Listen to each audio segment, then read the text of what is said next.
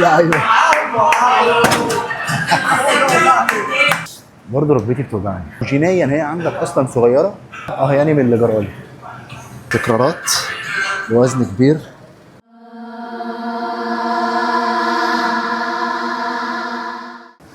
عليا حاجات غريبه، انا عليا حاجات غريبه. صورت الفيديو ده اصلا، صورته بالطول وانا بعمل الفيديو يوتيوب، ما ينفعش يتصور بالطول.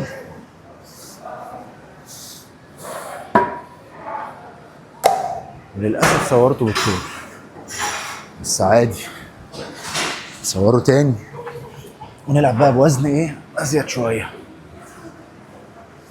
بسم الله،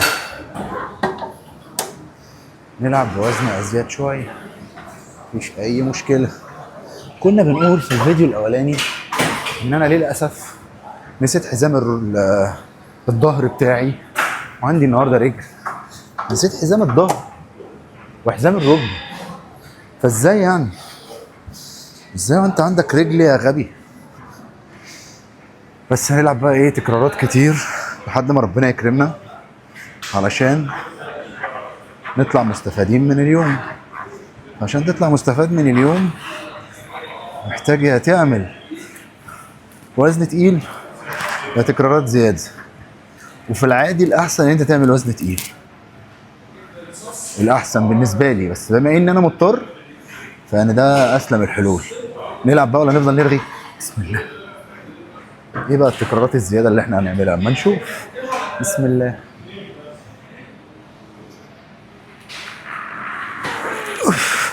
والمدى الحركي برضو ايه الفشيخ ده مفيد.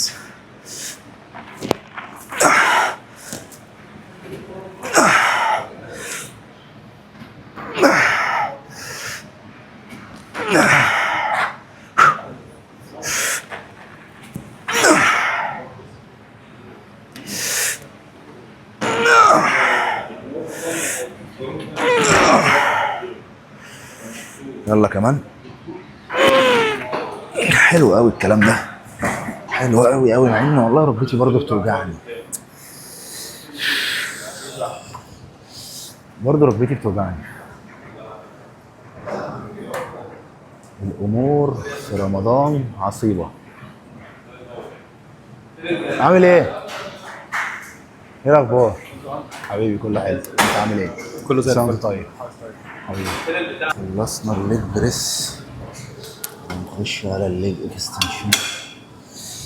لازم نظبط مقاسات الكرسي عشان نعرف نعمل اللي احنا عايزينه. ماشي، انا مقاسي في الكرسي لارج، بس مقاسي في الهدوم 2 اكس. مش عارف ليه بقول لكم كده، بس هو ده الموضوع يعني. المهم مقاسي في الكرسي لارج، برجع الكرسي لورا عشان اخد استرتشايه كبيره كده. العضلات بتاعه الكوادز لما بتشد كده هتلاقي في عضله هنا وفي عضله هنا وفي عضله في النص كده.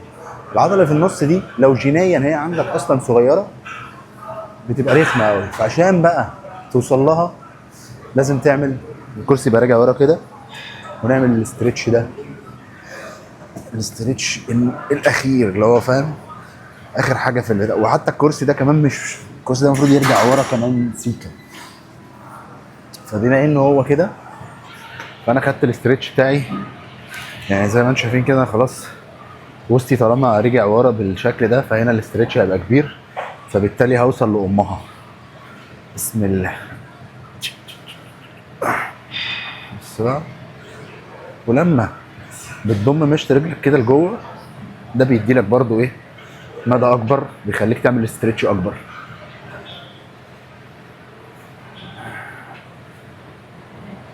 بس هي اللي في النص دي.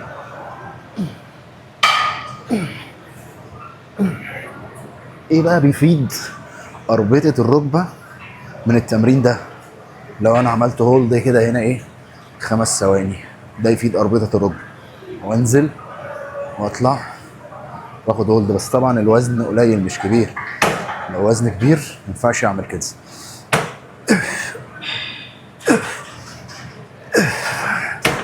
وبس. هنصور بأبعد زاوية ممكنة عشان نعرف نطلع. أهم حاجة إن احنا نخبي إيه؟ نخبي نفسيتنا، عشان ده تمرين الفخاد الخلفية، والفخاد الخلفية ما ينفعش تشوفوها عشان عيب. فاحنا ايه؟ خبينا نفسنا عشان نعمل فخاد خلفية. بسم الله. برضه مشط رجلك ضمه على جوه كده عشان تاخد المدى الحركي السليم.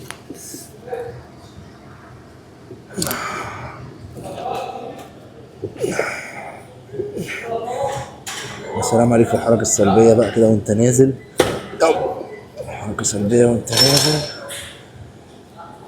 حركة سلبية.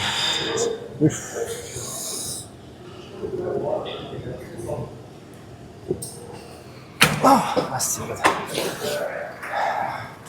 شيء من بعيد ناداني، واول ما ناداني جرالي ما جرالي. يعني من اللي جرالي. يلا بقى تمرينة سمانة حلوة. سمانة حلوة. من حال انا وايد. السمانة بقى احلى حاجة في الموضوع، تكرارات ووزن كبير.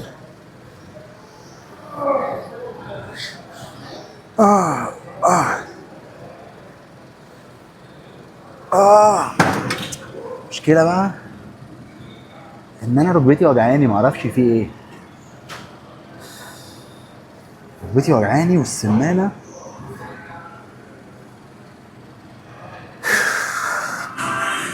قال عن حاجة في السمانة دي يا جدعان.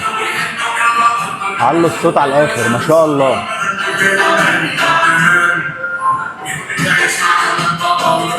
على الله تسمعوني.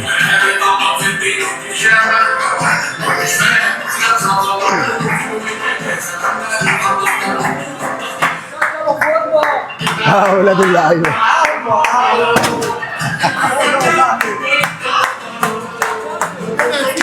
الله الله. خلاص يا صاحبي مش بدرجة الرأي. طيب يا سيدي.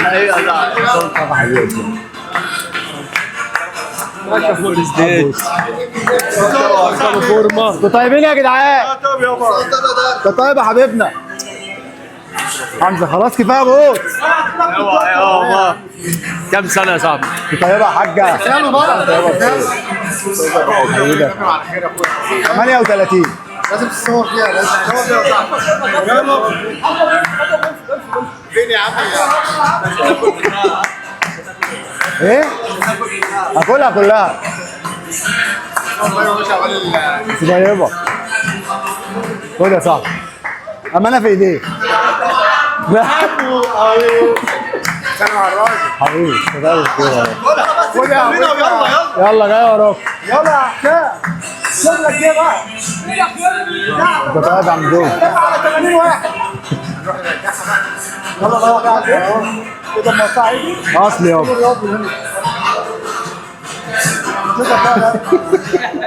صوتك ايه هو؟